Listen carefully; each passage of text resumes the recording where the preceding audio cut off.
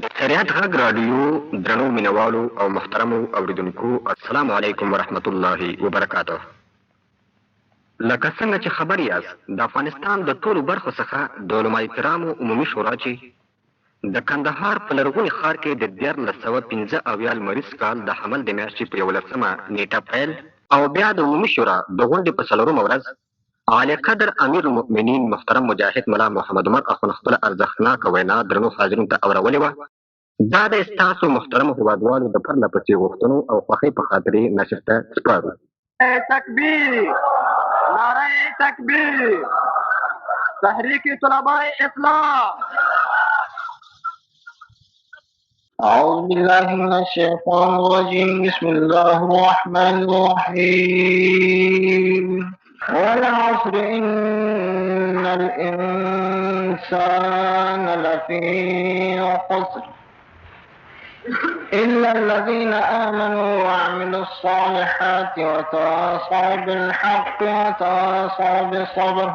أما بعد، بسم الله الرحمن الرحيم. محترم علماء کرام، مشایخو، که څه هم موږ سره مناسبت خو نه لري ستاسو په مخ کې زموږ لپاره وینا، خو بیا هم د اسلام پر بنیاد باندې موږ وایو که څه پیدا وکړي.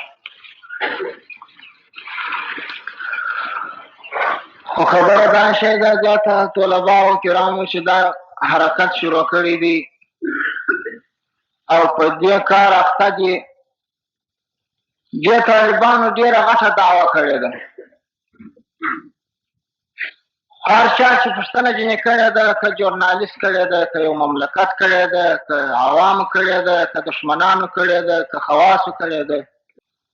د دې طالبانو او هغو خلکو ته دا بیان دی، دا یې وینا ده، دا یې جواب دی چې پوښتنه چا کړې ده چې د طالبانو کم هدف دی، طالبانو کم مرام دی. طالبانو دا ویلي دي چې موږ چې یو دا د خدای په مځکه کې د خدای دین پیاده کوو، دا د خدای د کلمې خدمت کوو، شرعي احکام او حدود د الله برپایه کوو. دا جواب دی د اوله ابتدا څخه تر اوسه پورې، یا دا جواب دی او دا خبره ده، دغه هم مرام دی واقعا. خو خبره دې ځای ته راغله، طلباو خو دا دې قربانۍ ورکړلې، قربانۍ یې په ډېره پوره پیمانه ورکړلې او هم دا دې ورکوي، روان دي، ولاړ دي. خو علماو ته زما خطاب دی، و دغه علماو ته چې حاضرین دي او هغو علماو ته چې دا پیغام بیا ورسوي، شاته چې څوک پاته دي، دا امانت دی چې بیا ورسوي د هر منطقي عالم و د خپل منطقي علماو ته دا ورسوي. په علماو کې څه ناڅه یو په کمه اندازه، په ډېره کمه اندازه باندې یو څه غفلت شته. خو دا دعوه چې موږ کوو چې موږ د اسلام دین په د خدای په مځکه کې پیاده کوو، د خدای حدود برپایه کوو، دا د الله حدود چې دي دا څوک برپایه کوي؟ طالبان خو هغه دي، خو خالي یو ټوپک په لاس کې دی، روان دی، نن ژوندی دی، سبا شهید دی، بله ورځ زخمي دی. خو دا کار دی چې دغه مځکه د فساد خلاصه کړي، د فساقو فجارو څخه دا مځکه خلاصه کړي. دغه خدمت دی، دغه کار دی. دا دعوه چې دا طلبا کوي چې وایي موږ د خدای حدود د خدای په مځکه کې برپایه کوو، دا دعوه د علماو په سر سره کوي. دا دعوه چې دی کوي دا په دې سره کوي چې موږ تر شا علما لرو، موږ په علماو سره به نو د خدای حدود برپایه کوو. د خدای حدود چې دي طلبا په څه شکل برپایه کوي؟ خو اندازه د شریعت چې ده هغه علماو ته معلومه ده، طلباو ته خو نه ده معلومه ده. بدیل میزان و قطبی و کنگیه کاجب دی، دې ته څه معلومه ده؟ خو صرف دا معلومه ده چې دا د خدای هغه ضروري علم چې دی هغه علم ضروري ور معلوم دی په دې یقین دی چې دا حق دا باطل دا مسئلې په مابین د مسلمانانو کې دا به څوک خلاصي دا به څوک دا حدود برپایه کوي خو بعض علما هغه د څه خدمت کړی دي بعض علما د ځان سره یو فکر ساتي وای لا یکلف الله نفسا الا وسعها نو زه دا خواهش کوم چې د دې آیات کما حق هم مصداق پیدا کړي زه په یو مدرسه کې وم یو کوچنۍ مدرسه مو جوړه کړې وه 15 یا 20 کسه انډیوالان وو یعنې سبق مې وایه دا د مځکې سر ټوله فساد ونیوي قتل و قتال و چرو چپاولو فساق و فجار د مځکې سر ونیوي ما مزه وضع و تاسو ته معلومه وه چې چېرې سوله یعنې خلکو تصور نه سوای کولی چې دا به په څه شکل باندې دا اصلاح راځي و مابین نو دا چې ما سبق وایه زه هلته ناست وم دا چې ما تصور ولی وای نو خو دا لا یکلف الله نفسا الا وسعها دا ما لره کافي نه و وام خالي تصور کې مې دا اوله نو ما څه په قدرت کې وه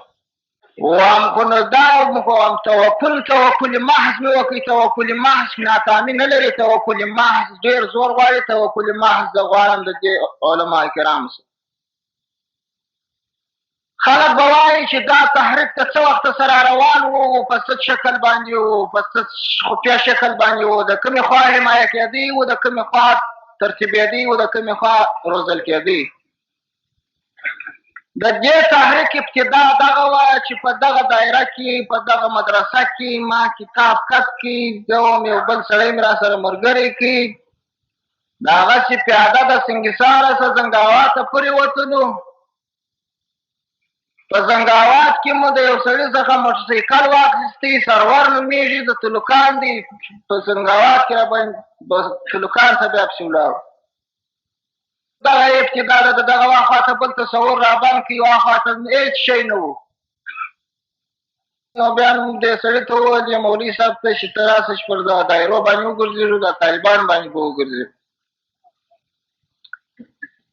سهار مې شروع په وکړه یو دایرې ته ورغلو 14 کسه طالبان ناستېدله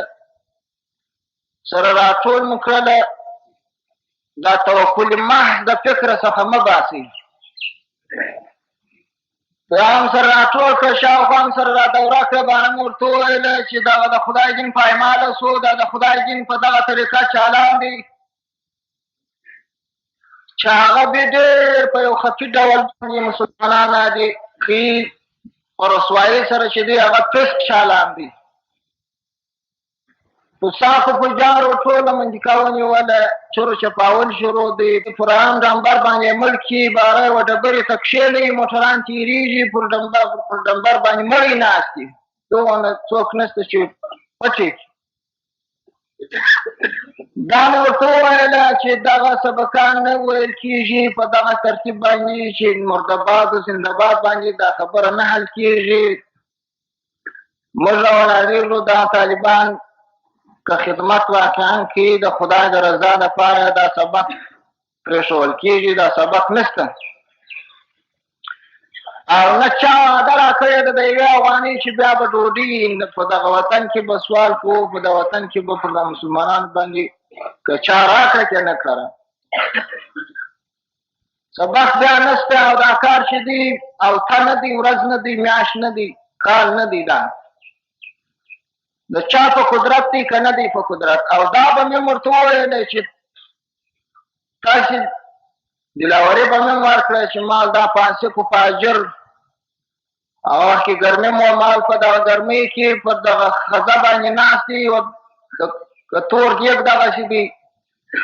د خدای و دښمنۍ ته ناست دي په اعلانیه کې موږ تاسې د خدای د دین اهل ځان بولو او د خدای دین په اعلانیه نشو کولی دا دونه غفلت مه کوئ دونه بېغیرتیا مه کوئ په دغه 14 انسانانو انسانانو کې چې دا واسې ورته درنه کړه چې بیا به کوم ځای ونیوي په ځای کې به ناست یو او کوم خیر ځای فتح کوي هغه به دا نه وي لکه و سبق نشته و چش نشته و دیوار افغاني نشته اسلحه ده نشته هغه به په سوال پیدا کوو کوئ یې که نه کوئ په دغه 14 انسانانو کې یو انسان ولاکه ویلي دي چې زه کوم نو په دغه 14 کسانو کې یو ولاکه ویلي دي چې په دغه شکل باندې زه کوم او د جمعې په شپه که یو کار وکوئ کنې نه کوئ مال پس د جمعې څوک وي خدای شاهد دی دغه خبره دغه چې د په محشر هم دا شاهدي زه ادا کوم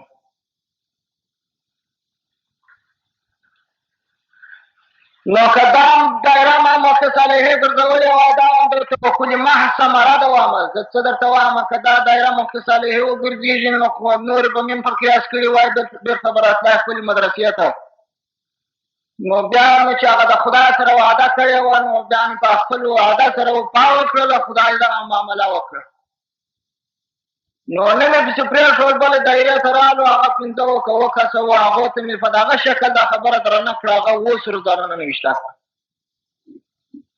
خو یو امت کې دا داسې نه دي چې هغه جلا درزل وو دا جلا درزل وو یا هغه کوچنیان وو یا دا لویان وو یا هغه سپین ږیري وو یا دا ځوانان وو یا هغه ښځې وو دا امر وو دا په ابتدا کې د دې کار دا داسې یو حکمتي کار وو دا داسې د یو امتحان دوره پر ما باندې په اول سر کې راغله نو دغه ابتدا وه چې دغه داسې مو شروع کړه تر مازدیګره مو دغه موټرسایکل وګرځاوه 53 کسان برابر دغه د توکل محض انسانان مو 53 نفره برابر کړل مازدیګر چې زه جمله پورې وتم مالتې به سبا راتې دوی په دغه شپه کې پر یوه بجه باندې بیا را پورې وتل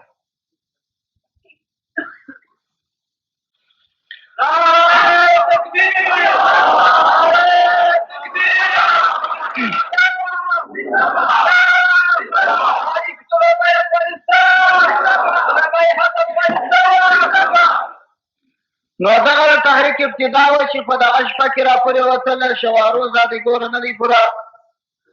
په سهار کې زموږ یو مولوي صاحب دی هغه تلي و خپل امامت ته لمانځه ته سهار وختي تللی دي دا طالبان په شپه کې را پورې وتلي دي سهار چې لمونځ وسو هغه مقتدی ورته وایي ما به رایې خورا ښه خوب لیدلی دی څنګه خوب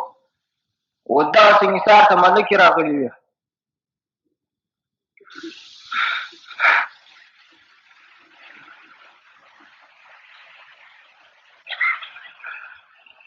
دا شپاسته پاسته لاسونه یوازې دا ما ورته ویل ما ورته چې پر ما لاسونه تېر کړي